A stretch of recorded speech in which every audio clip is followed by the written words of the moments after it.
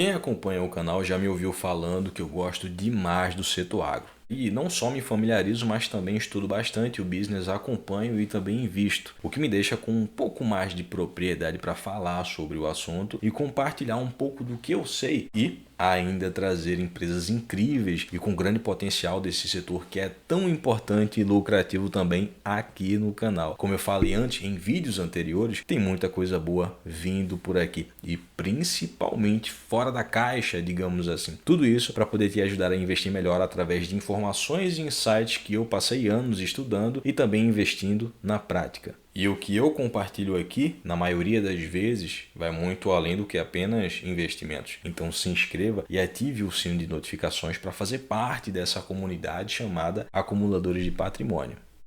E fica até o final e se liga nos detalhes. Também deixa seu joinha aí e comenta porque ajuda bastante o vídeo a ser recomendado e a ajudar também outras pessoas com informações. Hoje, a protagonista do vídeo, além do agro, é lógico, né? É a Boa Safra. Mas eu escutei uma dúvida de um amigo meu que me perguntou sobre a AgroGalaxy, que é outra empresa listada em bolsa e também trabalha com insumos agrícolas, né? E a dúvida era sobre os clientes em si, porque é um setor que depende do produtor rural, que depende do clima, fertilizantes, demanda, câmbio também influencia. Ele me falou mais ou menos assim, e essa dúvida abrange também todo o setor, tá? Por isso que eu estou colocando ela aqui incluída no vídeo. Mas a empresa ela depende do produtor rural para vender os produtos e é um setor que tem riscos pelas variáveis do negócio, como o próprio clima. Não é lá um negócio que pode ter ali um risco-retorno que sustente a ação na carteira. Ele também é investidor. Olha, eu acredito que tem muitos investidores também, né, que se interessam, sabem que uma empresa ela tem um potencial, mas não tem ninguém que entenda e fale em detalhes sobre investir nesse setor, porque não basta apenas olhar os comparativos trimestrais. Precisa entender como que o case funciona, desde plantio, demanda, condições climáticas, período de plantio, porque isso influencia os balanços de empresas nesse case, de insumos agrícolas. Todos nós sabemos que sem o agro, a existência da sociedade na qual vivemos hoje, consequentemente nossa economia, depende diretamente do agronegócio. Por quê? Não temos tempo, muito menos interesse e muitos não têm estrutura para plantar a nossa própria comida. Fica até sem lógica, né? Pensar em um mundo que não exista o setor. E sem comida na mesa, ninguém vive ou muito menos trabalha ou movimenta a economia. E sem economia, não existe país. Sem papo furado, é algo que sempre foi e vai continuar sendo necessário, mesmo com a criação de alimentos artificiais. E embora eles sejam artificiais, precisam de derivados de soja na composição, inclusive. Os preços dos alimentos eles sobem, mas todos precisam se alimentar, porque, independente do valor, todos precisam comer. Então, se torna não só uma questão econômica, mas também de sobrevivência. Mas, mudando um pouco de assunto, né, fugindo dessas questões mais lógicas, o produtor rural de grande porte, mesmo que tenha anomalia climática, ele precisa plantar. E caso haja perdas, né, em determinadas áreas do plantio ou até mesmo todo o plantio, o custo fica com a seguradora, que repassa boa parte do prejuízo a uma resseguradora. No fim das contas, o setor que é muito importante acaba não sentindo tanto e, de modo geral, nem as empresas que se incluem indiretamente no setor, como o próprio setor financeiro nessas questões, por exemplo. Claro que o sucesso de uma safra também depende de bons fertilizantes e que custem bons preços, o que a guerra na Ucrânia acabou encarecendo o produto, mas beneficiando empresas de fertilizantes brasileiras com isso. Eu vou fazendo observações, né, incluindo outros cases também, porque o setor agro ele inclui vários subsetores. Quando analisamos uma empresa do agronegócio, é importante observar o período de plantio em determinado grão agropecuário que a empresa trabalha, caso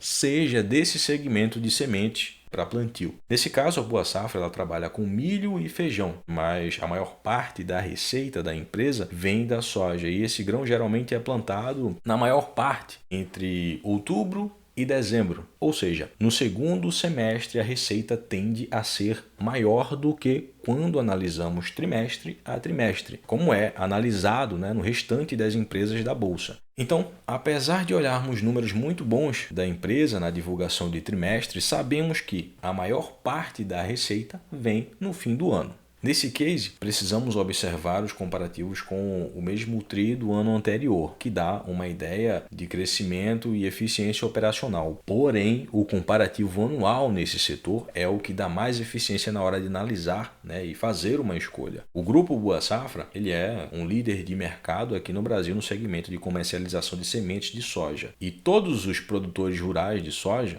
precisam comprar sementes de qualidade para o plantio, e a Boa Safra ela também é conhecida como uma empresa que trabalha com biotecnologia para o melhoramento de semente. Isso deixa as sementes da empresa ainda mais atrativas pela alta porcentagem de germinação e vigor médio das sementes que ela comercializa. Pô, Johnny, mas soja só serve para fazer óleo. Qual o upside do business? Olha, aqui no Brasil, 80% da alimentação animal é usado o farelo de soja junto com o milho. Esse farelo de soja ele é transformado em proteína vegetal, ou seja, a carne que grande maioria das pessoas consomem no mundo tem derivados de soja. Além de derivados de soja serem usados em rações de animais domésticos, leite, chocolate, salsicha, massas, sorvete. 15% da soja produzida no país é destinada à fabricação de óleo, 15%. Tem derivados da soja em barras de cereais, produtos congelados, alimentos vegetarianos e veganos e entre outros. O que é que eu estou querendo dizer com isso? Diretamente ou indiretamente ingerimos soja, e eu me refiro ao mundo inteiro.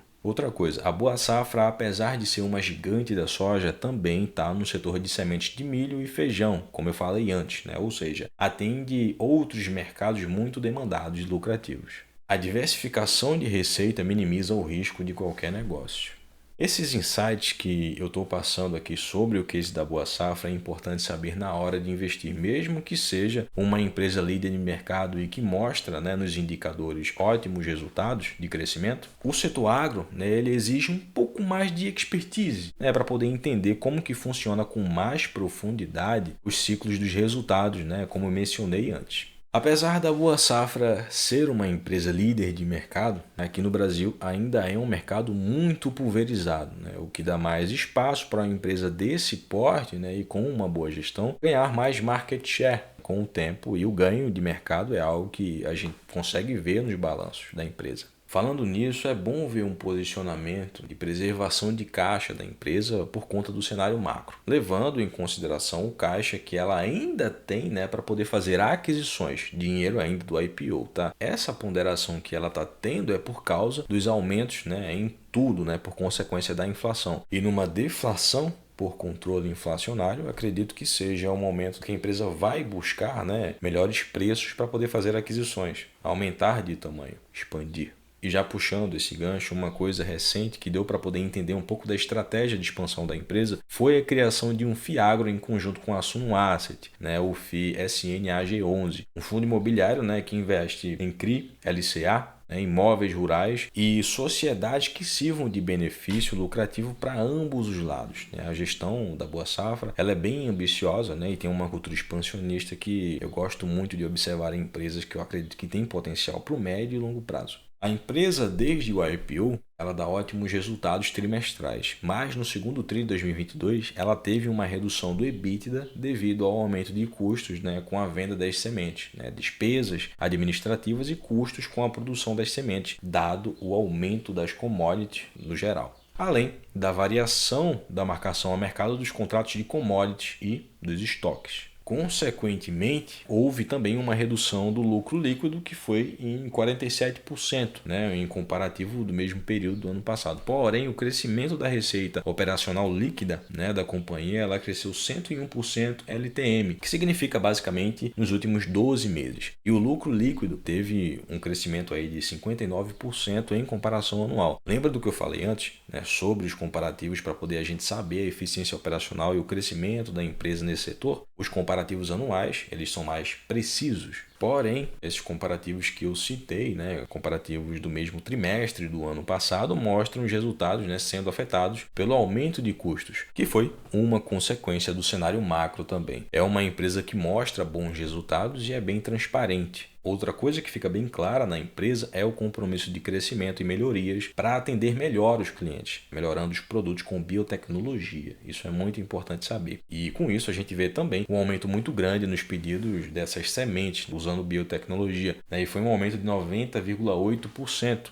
E um aumento nos pedidos firmados, no geral, teve um crescimento de 52% em comparação com o ano passado. Esse foi um vídeo educativo, mas também mostrando o case da Boa Safra, né, que tem o código SOJA3 na bolsa. Isso não foi uma recomendação, tá? Eu te passei aqui informações e insights que podem te ajudar a tomar decisões melhores, né, de escolha e até mesmo conhecer melhor esse setor do agronegócio e também, lógico, né, a empresa. Qual a sua opinião depois de ter assistido esse vídeo? Deixa aí nos comentários. E espera que eu tenha um bônus aí no final para você, tá? Curte porque esse trabalho é feito com muito carinho, né? No intuito de agregar valor de maneira gratuita e compartilhando informações de principalmente conhecimento. Se inscreva para fazer parte desse canal que já é quase uma comunidade e ative o sininho de notificações para o YouTube te recomendar os nossos próximos vídeos. Na descrição eu estou deixando a melhor planilha de investimentos do Brasil, tá? É algo que todo investidor precisa para poder organizar os seus investimentos e a sua vida financeira de maneira mais completa, para ter uma boa gestão de patrimônio, né? Com divisão de classe de ativos, preço médio, porcentagens. E essa organização te dá uma gestão mais profissional do seu patrimônio e dos seus rendimentos. E por consequência a declaração de imposto de renda fica muito mais fácil de se fazer. E a gente sabe que isso é algo que se deixa de última hora, consome tempo e ainda rola aquele estresse mesmo que tenha contador. Se inscreva, ative o sininho de notificações, curta, né, para que a gente continue fazendo esse trabalho aqui e compartilha. Não perca os próximos vídeos porque tem muita coisa boa vindo por aqui. Valeu e até a próxima.